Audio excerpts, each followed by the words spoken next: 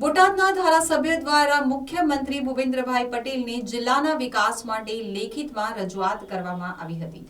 બોટાદ ધારાસભ્ય ઉમેશભાઈ મકવાણા દ્વારા આજરોજ મુખ્યમંત્રી શ્રી ભૂપેન્દ્રભાઈ પટેલને બોટાદ જિલ્લાના વિકાસ માટે રૂબરૂ લેખિત મૌખિત રજૂઆત કરવામાં આવી હતી।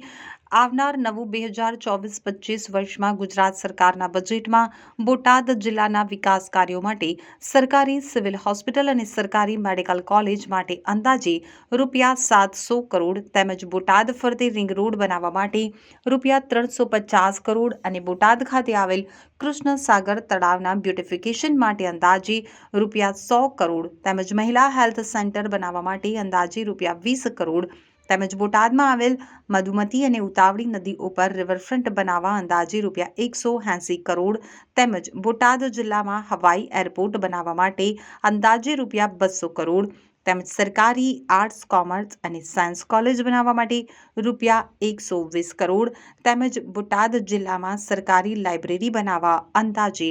₹50 કરોડ એમ બોટાદ જિલ્લાના વિકાસ કાર્યો માટે કુલ 1720 કરોડના વિકાસના કામો માટે વર્ષ 2024-25ના ગુજરાત સરકારના નવા બજેટમાં સમાવેશ કરવા માટે અને બોટાદના વિકાસને વેગ આપવા માટે બોટાદના જાગૃત ધારાસભ્ય શ્રી ઉમેશભાઈ મકવાણા દ્વારા મુખ્યમંત્રીશ્રીને રૂબરૂ મળી રજૂઆત કરવામાં આવી હતી। આજે માનનીય મુખ્યમંત્રીશ્રીને રૂબરૂ મળી એક બોટાદના વિવિધ વિકાસો માટે એક નવા બજેટમાં સમાવેશ કરવા માટેની માંગણી કરી છે, જેમાં સૌપ્રથમ વર્ષો જૂની બોટાદની જનતાની એક માંગણી છે કે બોટાદ જિલ્લો 13 વર્ષથી વધુ સમય થયો હજી સુધી સરકારી મેડિકલ કોલેજ કે સિવિલ હોસ્પિટલ બની નથી, એટલે કે નવા બજેટમાં 24 અને 25માં અંદાજિત 700 કરોડની બજેટની માંગણી સિવિલ હોસ્પિટલ માટે કરી છે। સાથોસાથ બોટાદમાં ટ્રાફિકનો પ્રશ્ન ખૂબ જ વિકટ બનતો જાય છે, એટલે કે બોટાદની ફરતે એક રિંગ રોડ બનાવવા માટે પણ એક 350 કરોડની માંગણી કરી છે નવા બજેટમાં। સાથોસાથ મહિલાઓ માટે બોટાદ શહેરમાં એક પણ હેલ્થ સેન્ટર એટલે કે જીમ નથી, તો 20 કરોડની મહિલાઓ માટે પણ એક હેલ્થ સેન્ટરની માંગણી કરી છે। સાથોસાથ બોટાદમાં વર્ષો જૂની એક માંગણી છે લોકોની કે ભાઈ એરપોર્ટ બનાવવામાં આવે, તો એરપોર્ટ બનાવવા માટે 200 કરોડની માંગણી કરેલી છે નવા બજેટમાં। અને બોટાદમાં 2 નદીઓ આવેલી છે, એક ઉતાવળી નદી અને એક મધુમતી નદી। આ બંને નદીઓ બોટાદ શહેરમાંથી વચ્ચેથી પસાર થાય છે, તો બંને નદીઓ ઉપર એક રિવરફ્રન્ટ બનાવવામાં આવે એના માટે અંદાજે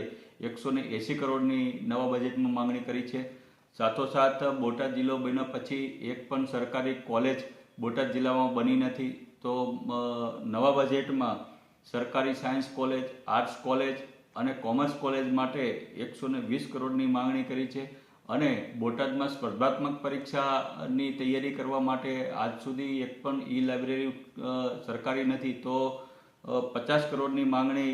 લાઇબ્રેરી બનાવવા માટે માનનીય મુખ્યમંત્રીશ્રીને આજે રૂબરૂ મળી અને બોટાદના વિવિધ વિકાસો માટેની માંગણી કરી છે। અને આવનારા સમયમાં આશા રાખીએ છીએ માનનીય મુખ્યમંત્રીશ્રીએ પણ